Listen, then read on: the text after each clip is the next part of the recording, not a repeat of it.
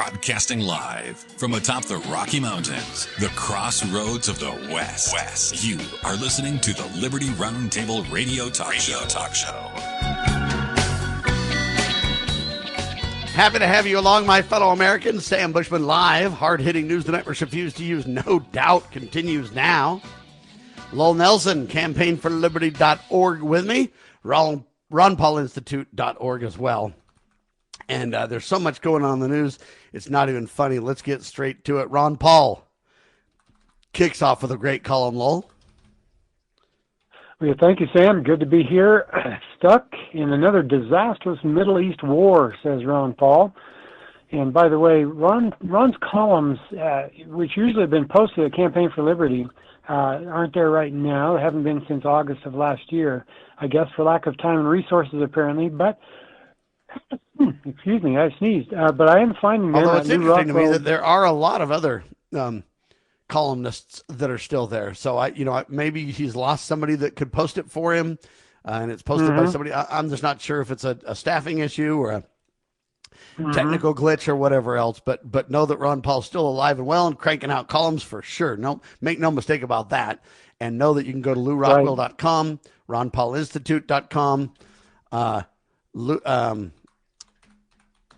RonPaulInstitute.org, I need to say, and then campaignforliberty.org also. And you can keep kind of up on all what's happening with them. Make no mistake about that, Lowell. Yeah, absolutely. I just mentioned that just in case people weren't finding them at campaignforliberty.org. So Ron Paul in his column observes that, and by the way, you can find it every Tuesday morning at LouRockwell.com. He observes that Trump basically listened to the neocons around him and also to Benjamin Netanyahu instead of listening to his MAGA base and the sage counsel of the founding generation about extending the hand of friendship and trade to all nations, right? Instead, he launches a surprise attack on Iran while in negotiations with Iran, which begs the question, who will ever trust U.S. diplomacy again, right? If you start negotiating with the U.S., probably means they're going to strike, right? Plan a strike against you. That sends a pretty bad signal. Well, Iranians have insisted for decades that they have no interest in producing a nuclear weapon, and U.S. intelligence has confirmed that they are not producing a nuclear weapon. And I appreciate that. I appreciate that, though, Lowell, and I don't disagree with that assessment, except I will say this, though. What if they do want to have a nuclear weapon? Okay. Not our business. Who says they don't have that right to develop or have one also? And if you say, well, we say that, and Israel says that, and all these countries say that, that doesn't give them authority over the sovereignty of a nation. Okay? Israel has one. China has one. How do they get them? At what point do we decide who can get them, when, and how, and, who put us all in charge? And I don't mean to be rude about that. And I know you say, Sam, you're ignoring the danger. No, I'm not ignoring the danger. I get that it's danger for anybody to have nukes. At the same time, though, what I'm trying to get across is, where does authority come from? Does it come from God, or does it come from government? If it comes from God, it's agency-based authority. If it comes from government, it's usually force-based, mandated authority. And so my whole point is, in the League of Nations, and I don't like to use that term, but, in the world of nations, so to speak, what gives us and communist China and others, does North Korea have a nuke? Are they as dangerous? Is China more dangerous than Iraq or Iran or Syria or, who knows who? And so I get that we always love to say, oh, they're not even, working to get a nuke. That's probably true. But that's beside the point. The point is, where do we get authority to decide who has and who does not have? Well, now, I want somebody to tell me, where would that authority come from? Well, Sam, we're the good guys around the world. We're the peace guys. Those guys are the bad guys. Says who? And you can say, and you might be right. But it's hard for me when we have a lot of people killed under the name of Christianity or other religions or, governments. Governments and religious pretexts have killed more people in the world than anything else under the sun. And so all I'm getting across is I appreciate that we say that, and it's probably true. But that assumes that we have authority to prevent them, and we're justified in preventing them to get one in the first place. And I don't think either of those things are actually facts. Mm-hmm. Well, I agree with you, Sam. When I was a kid, there was a screenplay written about Lincoln's war on the South, and the question was, does right make might, or does might make right? I've thought about that question many times over the years, Sam, because in this case, the U.S. is the biggest dog in the pound, right? And so we say that, yeah, we claim that we're right, and that therefore we can use our might. But I think it's just the opposite. I think we're the biggest dog in the pound, and therefore we're using the adage that might makes right, right? Just because we're the biggest bully on the block. We're the biggest dog in the pound if you take nations separately, Lowell, but we're not the biggest dog in the pound if Russia and China and Iran and North Korea team up. We're not the biggest dog in the fight anymore. Yeah. You're exactly right. I mean, it's playing with fire when we give ourselves, the authority. We just claim the authority without actually having the authority to do this, which is what we've been doing. And basically, it's the dollar. It's dollar hegemony, the petrodollar, that has given us that so-called right, which is it's not really a right, and it's not moral, and it's not constitutional, it's not legal, but we've claimed it, and that's why we go around the world bullying everybody and being the so-called policeman of the world. So it's a dilemma, but because the dollar is fading, the petrodollar seems to be disappearing. Maybe this is what we've been waiting for. Maybe the U.S. will quit being a big bully, and we'll become just another player on the world market. So that's probably pretty likely in our near future. And it's going to be painful to be that little dog. But I think that's what's going to happen. The problem that I see is our munitions are draining rapidly, and our military capabilities, and how can we rebuild? Most of the technological capabilities we have to partner with China to get in the first place, don't we? Because we basically, we've moved all of our manufacturing and production to China. And so how's that going to work out if China is backing Iran? And then what's going to happen then? And I'm just fearful that if we're not careful, we're making America weaker, even though we believe that we're, stopping up the bad guys. Not if China's behind them. We're not. I don't think we'll have the ability to stop China now. We've turned them into a powerhouse with our American trade deficits over the last 50 years. And so when our munitions start to draw dangerously low, then what happens? The answer is you just have a super weak America, and you don't have really the infrastructure to rebuild very easily. That's of great concern too, right? Yeah, it is a big concern. And in fact, this is not being trumpeted on mainstream news at all, but we are asking for munitions from people to whom we have supplied munitions in the past. Like we're asking other countries to send us those missiles and those munitions that we delivered to you, in years past. We need them back, and the reason we need them back is because we are running dangerously low. And why did we engage in this fight in the first place, right? This gets us back to Ron Paul's column. He says, quote, "It was supposed to be like the Venezuelan operation, quick and painless for the U.S. Kill the leadership, and the long-suffering people would take to the streets and reclaim their country. It may make a good plot for a Hollywood movie, but in real life, these regime change operations have never worked. Millions did take to the streets in Iran, but it was to mourn the slain Ayatollah and to reaffirm support for their government, just like we rallied around the flag after the attacks on 9/11, end of quote. So Iran has retaliated just as we would if our country was attacked. U.S. soldiers have been killed. U.S. fighter jets have been shot down. U.S. military bases in the region have been damaged or destroyed, and the U.S. embassies and consulates have been attacked in many of these countries in the Middle East. So this short little strike, Sam, will likely last weeks, months, and even years. I mean, who knows? But the U.S. is running out of missiles. The U.S. money grows thinner by the day, so maybe the U.S. will be forced to end the war before it can do much more damage. That's kind of what I think, Sam. Maybe that's what I hope, although that too will have severe economic consequences for all Americans. Dr. Paul writes, quote, billions of dollars have been spent on this unprovoked attack. And when the smoke clears, if it does, we may see hundreds or billions or maybe much more having been wasted on yet another Middle East war. Just what President Trump promised he would not do, end of quote. And regarding the attack on Iran, Netanyahu said this war, quote, enables us to do what I have longed to do for 40 years, end of quote. Well, Paul writes back, quote, but the purpose of the U.S. military is not to fulfill the decades-old wishes of foreign leaders. There is a good reason we have a constitution that says only Congress can declare war, end of quote. And so Paul's suggestion, end this today, return the destroyed U.S. bases to the countries where they're located and just come home. That is what a real America First movement looks like, end of quote. Sam? All right, ladies and gentlemen, we're going to continue talking about Ron Paul, Judge Andrew Napolitano, and more in seconds on your radio.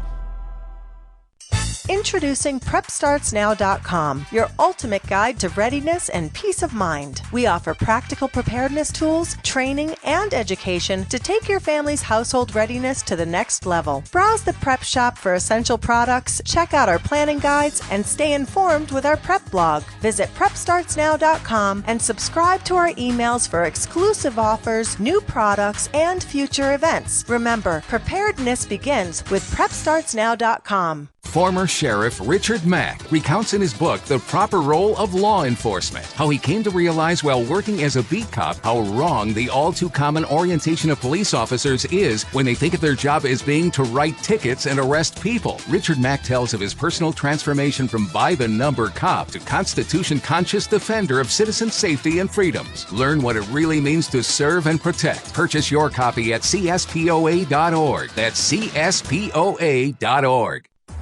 Cybercrime is exploding. Take Sarah from Sweet Delights, whose world crumbled after having to close with not being able to bounce back. Small businesses are prime targets, but the right strategies can keep yours safe. Jay Hill, CEO of Network Providers, has co-authored The Cyber Playbook Simplifies Cybersecurity for Business Owners with Strategies to avoid costly breaches and fines. Build a strong cyber attack response. Secure your business with key protections. Cyber threats aren't slowing down, but you can stay ahead. Protect your business. Ensure its security for tomorrow. Get the Cyber Playbook today at networkprovidersinc.com/cyber-playbook or call 385-446-5500 now.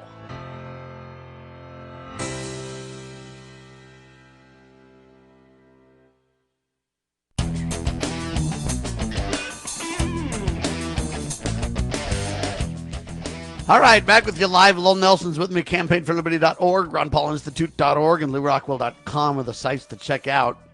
So stuck in another disastrous Middle East war, and President Trump says, hey, we'll be able to, get out of this in the next couple of weeks. I pray he's correct.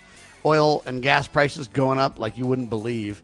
Diesel taking the brunt of it all. And just so you know, the average American thinks, well, I don't drive a diesel. It's fine.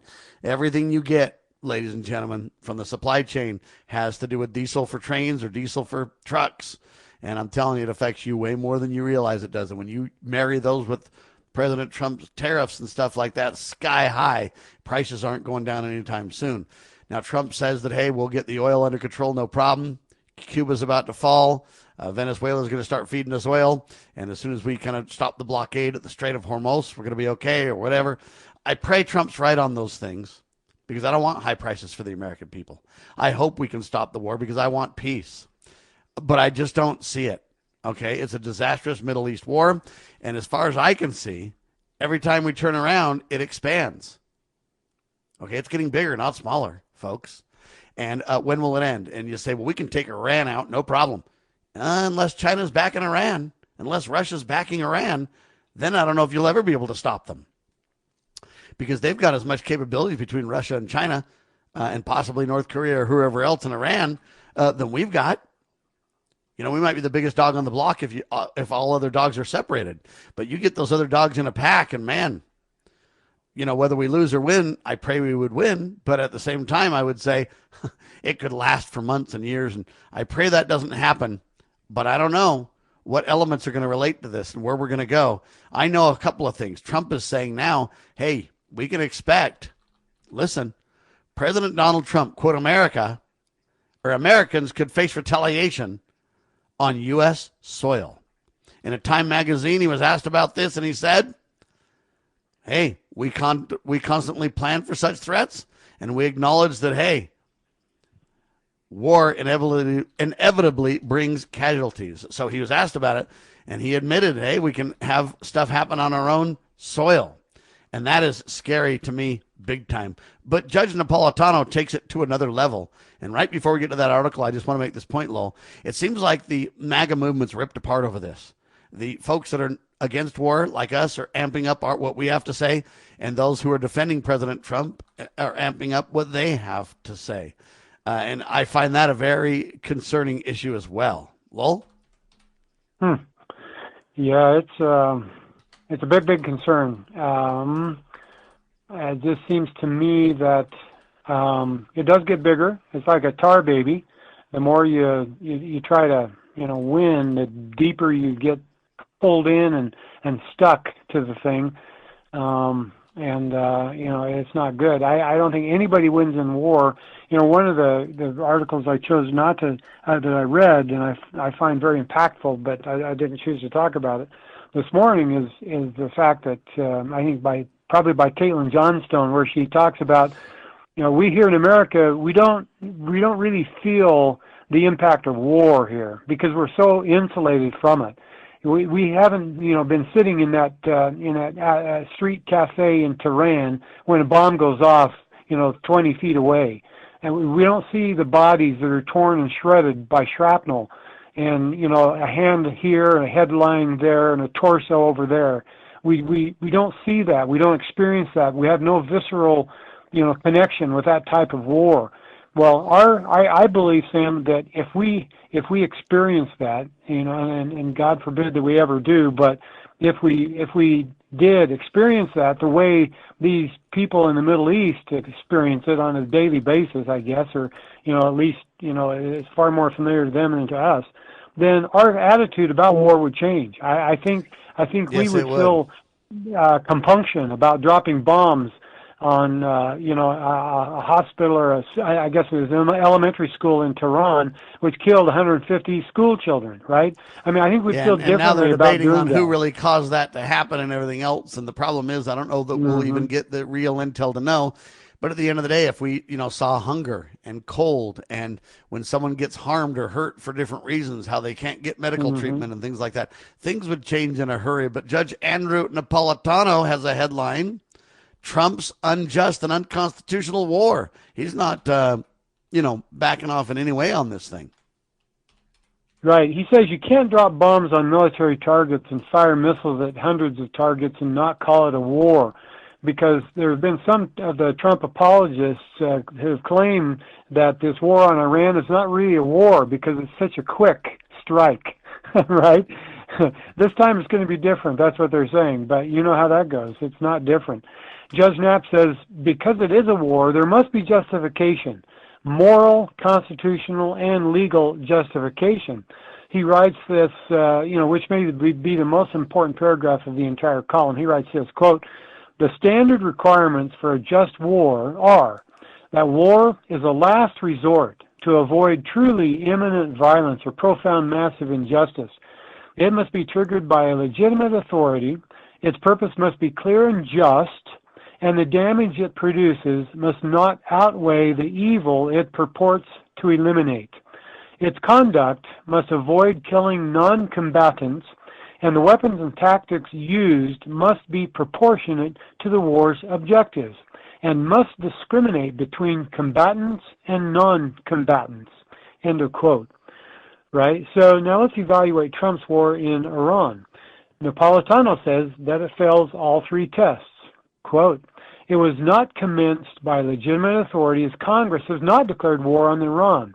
The President and his folks have not identified any imminent violence Iran was about to inflict upon the United States. They have confused the public on the war's purpose. Is it to force out the current Iranian government, or to destroy its offensive weaponry and nuclear capabilities, or, the newest condition, to eliminate its Navy, end of quote. And so, Sam, I agree that it fails on all three tests. Quoting again, quote, the U.S. has no moral or legal basis for removing a foreign government or emasculating it in the face of its enemies. As for damage, as we have seen already, the killing of 150 little girls while at school last weekend and the attacks on a Tehran hospital, end of quote. So Judge Knapp here, Sam, is reminding us that when Madison and his colleagues at the 1787 convention in Philadelphia were addressing war clauses in the Constitution, they would eventually submit to the states for ratification, right, that document. They easily agreed that if the president could both declare war and wage war, he wouldn't be a president at all, he would be a king. So what does the Constitution say? Well, it says only Congress may declare war and only the president may wage war. There is no provision in the Constitution for Congress to ratify a war commenced by the president. Of course, the president can ask Congress to declare war, but the decision to go to war is on Congress alone, not the president. So, Judge Knapp is asking, do we live in a constitutional republic or not, folks? Is the Constitution not the supreme law of the land? Isn't it there to bind our public servants to do only what the states said they could do? Well, that's what I think, and that's what Judge Knapp thinks as well. He then asks an important question, Sam. Quote, if the Constitution can be violated or ignored in a matter as grave as that which results in the industrialized deaths of foreign persons at American hands and similar deaths of Americans at foreign hands, then it is of little value as the creator and restrainer of the federal government, end of quote. So it feels like we don't have a Constitution, Sam. I mean, it feels like we don't have one anymore. And I suppose we could ask our members of Congress another question, why haven't you impeached the president for waging a war Congress has not declared? That's a question we should be asking. Now, I'm not a fan of the war power resolutions of 1973 because I believe that resolution is a violation of the Constitution. But even the power... Yeah, and what happens when you put resolutions in or things like that, in my opinion, supplant the Constitution, then what we do is we look to those as if they're the supreme guide, as opposed to the Constitution as the supreme guide. And that's completely wrongheaded. Any law, whether it's 1973 or anything else, must square with the Constitution.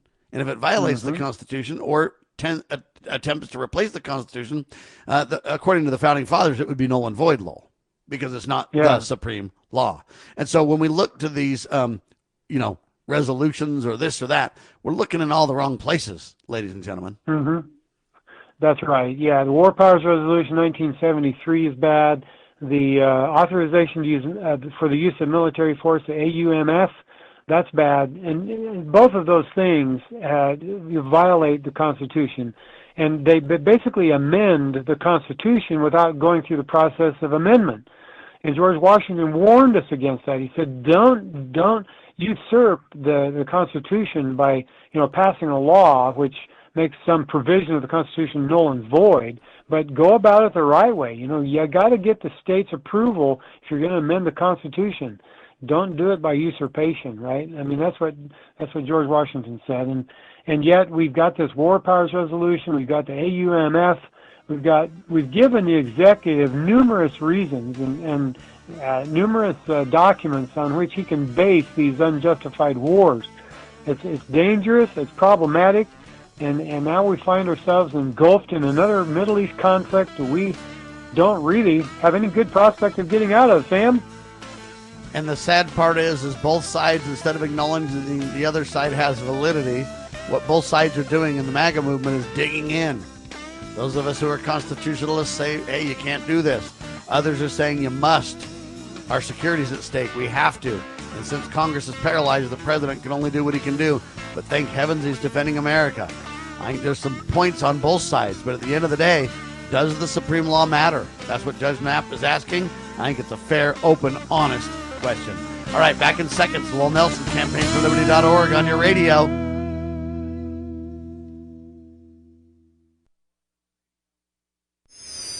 How would you like to help this program reach more people and earn silver at the same time? Call or text 801-669-2211 for complete details. Breaking news this hour from Town Hall. I'm Rich Thomason. Day 10 of the Iran war. The U.S. and Israel have yet to take out all of Iran's missile launchers. Iran's launched more attacks on Israel and Gulf countries, hours after Iranian state TV said Mojtaba Khamenei has been named the nation's new supreme leader. Oil prices have skyrocketed following the announcement. Iran has maintained its stranglehold on the Strait of Hormuz shipping lane and has launched new attacks. Saudi Arabia is warning Tehran it will be the biggest loser if it continues to attack Arab states. The Saudi statement on Monday came after a new drone attack, apparently targeting its massive Shaba oil field. I'm Charles de Ledesma. About that weekend unrest outside the New York City mayor's official residence, Gracie Mansion, a couple of explosive devices thrown during dueling protests. This is being investigated as an act of ISIS-inspired terrorism. NYPD Commissioner Jessica Tisch. 6 suspected narco-terrorists have been killed in a U.S. military strike on an alleged drug-running vessel in the Eastern Pacific. This strike is part of the Trump administration's campaign against alleged traffickers. Sunday's attack brought the death toll to at least 157 people since the Trump administration began targeting those it calls narco-terrorists in small vessels in early September. U.S. Southern Command says it targeted alleged traffickers along known smuggling routes. However, the military did not provide evidence that the vessel carried drugs. Correspondent Andrew Stewart. The Iran war has claimed the life of a 7th American service member. The unidentified individual died of injuries sustained in an Iranian strike on a Saudi military base. On Wall Street, the Dow down 499 points. The Nasdaq is off 92 points. More on these stories, townhall.com.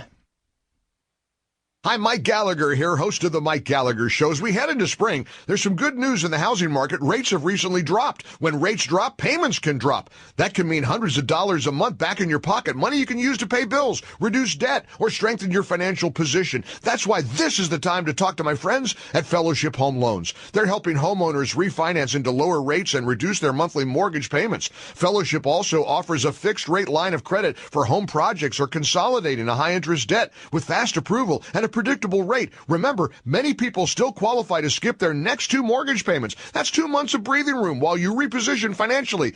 I've used Fellowship personally. I trust these guys. Before you make your next move, go to fellowshiphomeloans.com/Mike G, fellowshiphomeloans.com/Mike G, or call 800-510-MIKE, 800-510-MIKE. Fellowship Home Loans, mortgage lending by the book. Nationwide Mortgage Bankers, DBA Fellowship Home Loans, Equal Housing Lender, NMLS number 819382. If Planned Parenthood were what they publicly declare themselves to be, they would welcome transparency. We all know why they hide, because we know what they hide. We can confirm federal judges who follow the Constitution rather than reverse engineer their preferred policy outcomes. The truth about abortion is spreading because of advances in medical imaging, because of brave journalists, tireless activists, compassionate doctors, nurses, and other healthcare professionals. The rising generation of young Americans is the most pro-life in decades because they know too. And one day soon, we will reaffirm our nation's principles in their dignified fullness and avow once again that all men are created equal. All are entitled to life. Do you know what is great about America? Ask an Immigrant. Ask an Immigrant is a new podcast dedicated to helping Americans, especially our youth, value, appreciate, and be grateful for the freedoms we have here in America. Join host Lydia Wallace-Nuttall as she interviews immigrants from around the world to discover their inspiring personal stories about why they came to America. To learn more about why America is the most prosperous, greatest country in the world, download the Loving Liberty app or go to lovingliberty.net.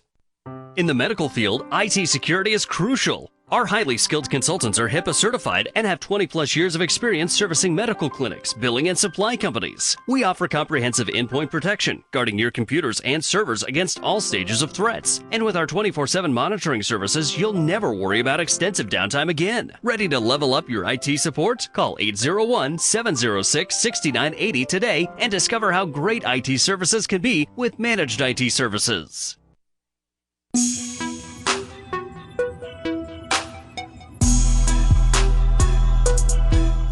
Well, welcome back, ladies and gentlemen. This is Lowell Nelson riding shotgun this morning with Sam Bushman, your host here on Liberty Roundtable Live. We've been talking about the war, and almost every column posted at LouRockwell.com, almost every column posted at RonPaulInstitute.org is talking about it. Lots and lots of commentary, lots of speculation. I even read a column, Sam, where one of the columnists was from the American Conservative or American Thinker or something like that, some think tank that was praising the marvelous activities of President Trump and defending democracy and smashing Iran. I mean, we're getting many perspectives on this, but I want to go to one by John Leake now, talking about regime change wars. And basically he's saying that it has a history of epic failure, right?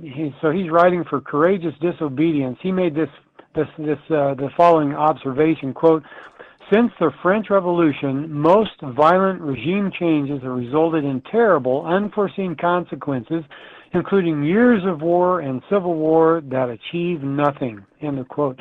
Now, most of us would agree that regime change operations are unlawful, unnecessary, and unbecoming. Disastrous, in fact. But sometimes we need a reminder. Well, John Lee gives us this reminder in this article posted at LouRockwell.com, wherein he lists 10 of the most notable regime change operations in the past century, and in this one so far. And I'm just going to walk through these because it just smacks you harder by thinking about all of these epic failures. In 1914, Austria tries to overthrow the King of Serbia, which leads to World War I and millions dead. Epic fail. Number 2, in 1917, idiot schemers in the German government give Vladimir Lenin safe passage from his Swiss exile back to Russia to overthrow the Russian provisional government and take Russia out of the war. Lenin succeeds and then unleashes the worst regime in history on Russia, a regime that subsequently threatened all of Europe. That was an epic fail. Number 3, 1919 to 1920. Following World War I, punitive treaties formally dissolve Habsburg, Hohenzollern, and the Ottoman regimes. Europe and the entire Middle East are further destabilized, leading directly to World War II. That was an epic failure. Number 4, in 1953, the CIA and British intelligence orchestrated Operation Ajax, a covert coup to overthrow Iran's democratically elected Prime Minister, Mohammad Mossadegh, and replacing him with a dictatorship under the Shah Mohammad Pahlavi. Well, that was an epic fail. In 1963, the CIA backs a military coup to overthrow South Vietnamese President Diem, thereby deepening U.S. involvement in Vietnam. That was an epic failure. Number 6, 2001 to 2021, U.S. occupation of Afghanistan, resulting in tens of thousands dead, tens of thousands of traumatic brain injuries, and trillions spent, achieving nothing, leaving Taliban in power. Epic fail. In 2003, the overthrow of Saddam Hussein unleashes years of violence, chaos, and ISIS on Iraq and strengthens Iran. That was an epic fail. Well, and it was dishonest in the way we did it, too. We said there was weapons of mass destruction, and now it's even admitted there were none. Yeah, absolutely right, Sam. In 2011, the U.S. leads military action to overthrow Libyan dictator Muammar Gaddafi, unleashing a civil war and humanitarian crisis that persists to this day there in Libya. Epic fail. 2011 to 2026, U.S. support of Islamic terrorists to overthrow Bashar al-Assad of Syria thrusts that country into years of civil war and unleashes a massive refugee crisis with catastrophic consequences for Europe. That was an epic failure.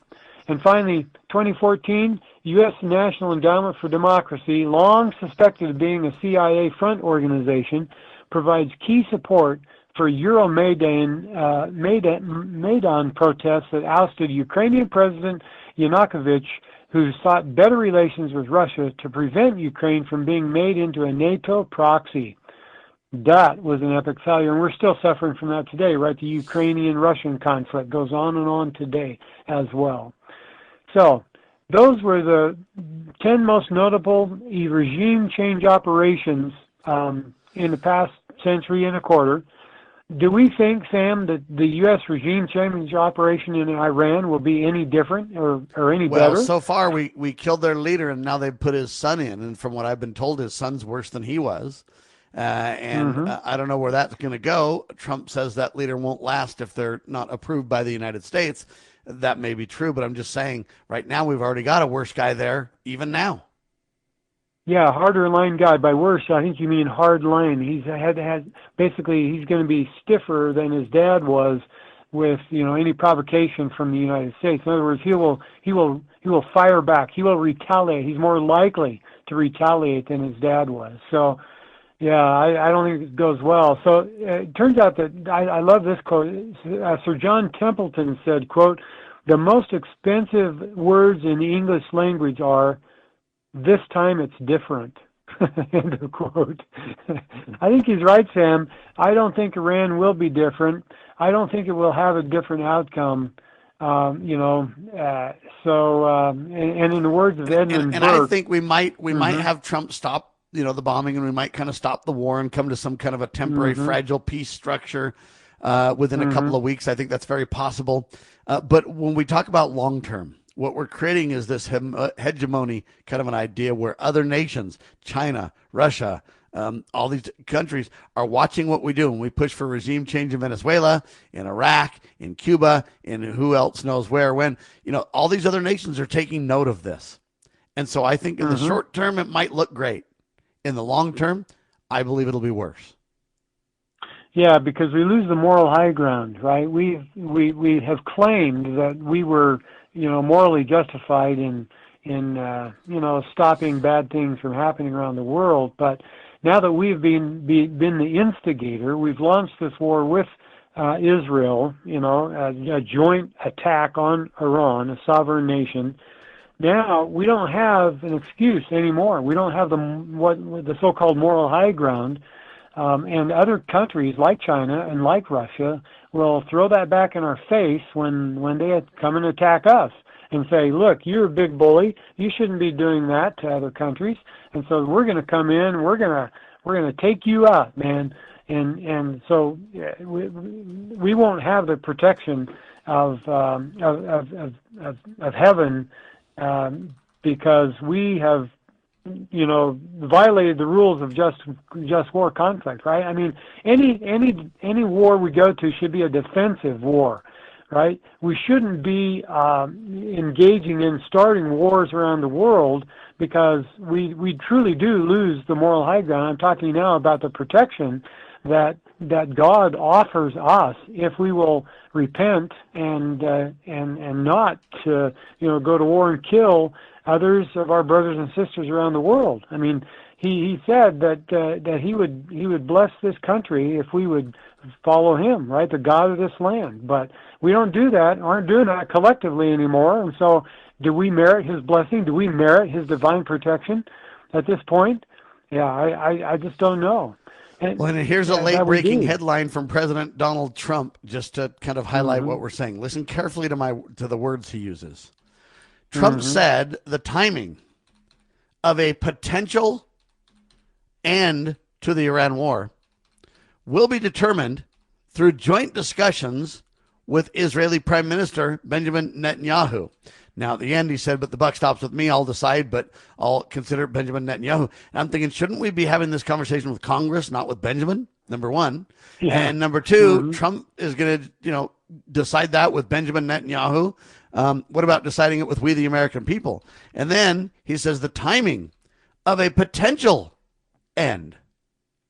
That doesn't sound like he's sure it's going to end like he said at the start. He said at the start, hey, 30 days for sure, we'll be out of there. Just give us a little bit of time. Now he's saying, hey, the timing of a potential end. That means he's not even so sure it's going to end yet, Lowell. Yeah, that's exactly what he's saying. And guess where we get this news from? The Israeli press, because he did an interview with them, and that's where we get it from. Interesting.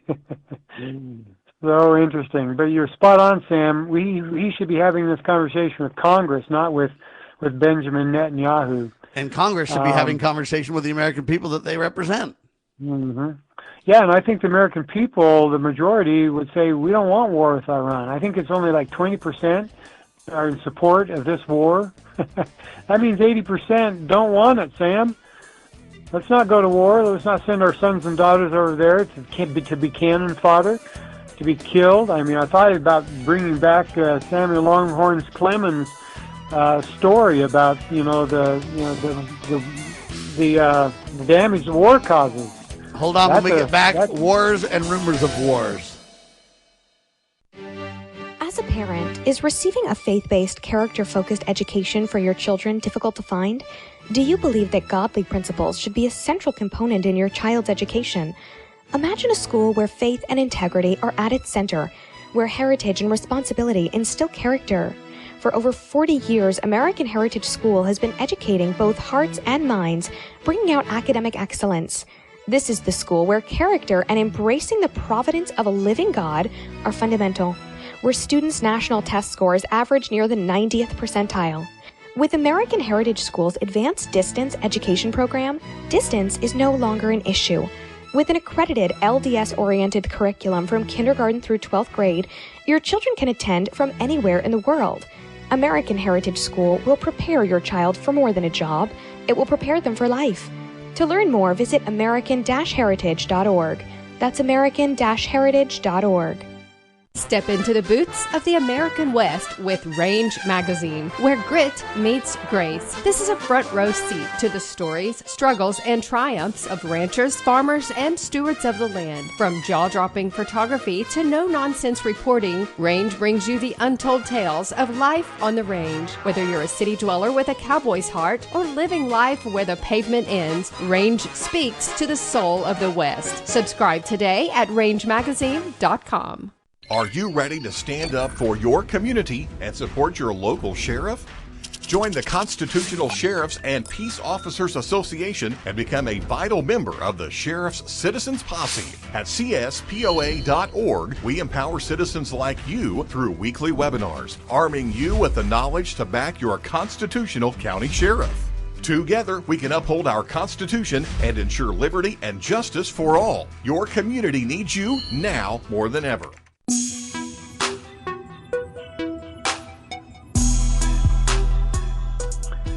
Well, thank you. Welcome back, ladies and gentlemen. This is Lowell Nelson with Sam Bushman here on Liberty Roundtable Live. We've been talking about this war with Iran all morning. It's everywhere you look. We're talking about it, various perspectives.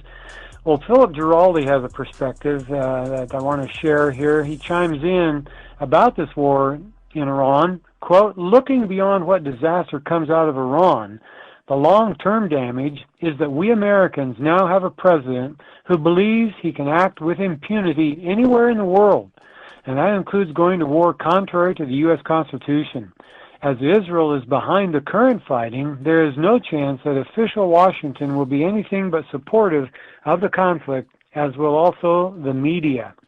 Destroying Iran is being done solely to benefit what Israeli Prime Minister Benjamin Netanyahu sees as his national interest. That the war is taking place at all is due to Israel's absolute control over America's political class. The U.S. is a hapless giant that has been corrupted by Jewish billionaire money from within, to be totally committed to the expansion of Greater Israel, no matter how many have to die in the process. Do the Israelis care what happens to the American people? No. The U.S. is a necessary resource which they will squeeze dry of money and political support before being discarded like a used diaper. End of quote. Well, I think we're being played, folks, and I just thought that was a pretty salient comment from Philip Giraldi, who's a columnist, a journalist who has covered these wars for decades. And here's one last comment from his column. Quote, "There is a solution. It's called kicking Israel and its fan club out of the United States and having Washington begin to treat the nations that make up the rest of the world with respect, without the employment of threats or military action. I rather suspect that a majority of the American people would today want us to get out of Iran and would support the option of a country at peace with everyone." End of quote. Well, I know that's how I feel about it, Sam. I want peace with everyone. I want trade and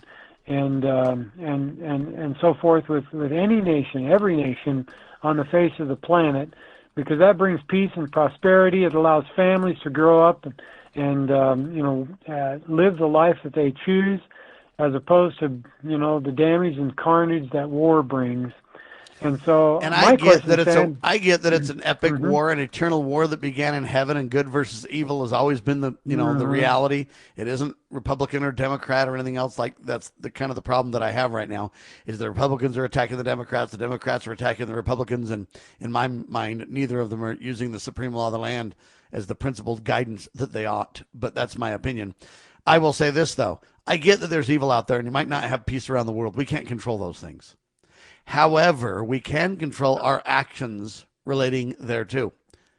Primary guidance from the founders: avoid foreign entanglements, be kind, work with others, don't start wars, don't chase monsters in foreign lands, understand the sovereignty of nations, diplomatically work for things. War is a last result, option, resort, etc. Last resort. Yeah, sorry. So there's a lot of options here, but I don't think we're doing them. We're basically saying, hey, they've been abusing people since '79. That's all true. But hey, what about '53 when we helped that happen? What about okay? And we go on and on. And if it's really backed by China, if Iran's really backed by China, which some say this isn't about Israel, it's about China. Well, then why are we still funding a massive trade deficit with China? And if China is then turning around and using that money to build up their own military and then to fund Iran through buying oil and banking deals and everything else, then we're really funding the very war that we're saying we're trying to finish or stop or whatever. To me, this is the argument that is the battle lines. What they say is, Sam, the problem is you're just not Team Trump. You're not Team America, buddy. You're not America first. And my response is, yes, I am. I would like to use the supreme law of the land. If we take this to Congress, if Congress feels like we need to be in a war, if they fund it, if they, give the guidelines for the president of here's what our objectives are, if the American people have a chance to weigh in, and then if we choose to do that, whether I'm for or against the war, I'll at least say we've done it morally and constitutionally.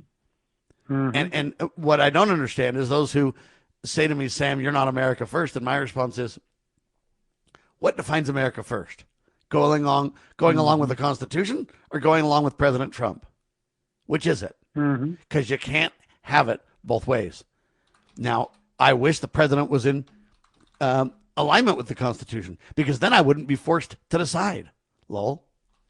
Yeah, John and Nisha Whitehead would agree with you, Sam. Quote, "The American people have a right to debate war before it begins. We have a right to know how our tax dollars are spent. We have a right to insist our representatives authorize the use of force. We have a right to know why our sons and daughters are sent into harm's way.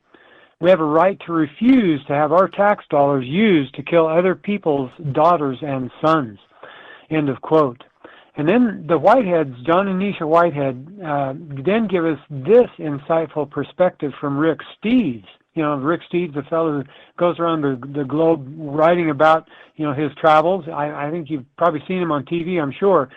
He says, so Rick Steves says, quote, "As an American taxpayer, I believe that every U.S. bomb that falls and every bullet that flies has my name on it. In the last year, our president has dropped bombs on 7 foreign countries, and each of those bombs has your name on it too, including the one that just recklessly decapitated a nation of 90 million people in a war-torn corner of our world, end of quote. So that's a perspective that, I don't hear very often, Sam. Coming That's from right. Rick And if we're not very careful, what President Trump says is if they unequivocally, quit the war, or basically say uncle, if you will, then he'll help nation build there and he'll help rebuild them. Again, I don't want a nation build. The greatest threat to liberty, folks, will not come from foreign enemies alone, but what about the concentration of power in the hands of one man? See, that's the problem, and everybody's afraid to go against that one man. No one's willing to speak up. There's a headline that just says the leader of EU is very cautious about his statement regarding Iran and America. And, everybody's walking on eggshells, not knowing where they should land in this thing, politically speaking. And if you speak out boldly, then, hey, you're kind of in trouble. The American people have a right to know all these things. But now President Trump is expected to request billions of dollars in what he calls emergency funding from Congress regarding the ongoing war with Iran. And my response is, what made it an emergency? Well, the answer is, in the middle of a war now. It's an emergency, right? Key issues such as the amount of funding, its timing, and potential legislative add-ons or details are all still unresolved. So now what we've got is this war, and instead of funding it at the start and saying, here's our objectives, let's do this right, now we've got this, if you vote against that, you're voting against the troops and putting them in harm's way, lol. You're voting against, and see, now we're in this trap, right? Well, that's exactly right, Sam. And this is exactly how dictatorships rise and how publics erode. Trump is behaving like a dictator. He's behaving with impunity.